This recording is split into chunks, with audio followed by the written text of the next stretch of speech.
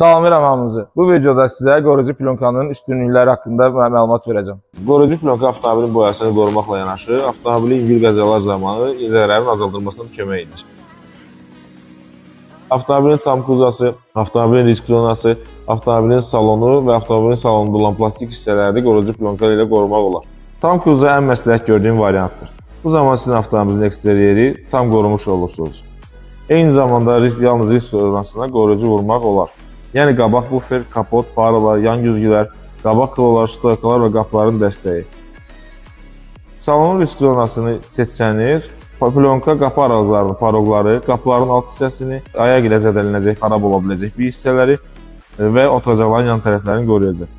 Və Diamond Tuningdə ən çox sifariş olunan salon plyonkasıdır. Bu zaman avtomobilin salonunda olan mebellər, monitorlar və s. uzun müddətli yeni kimi qalacaqdır.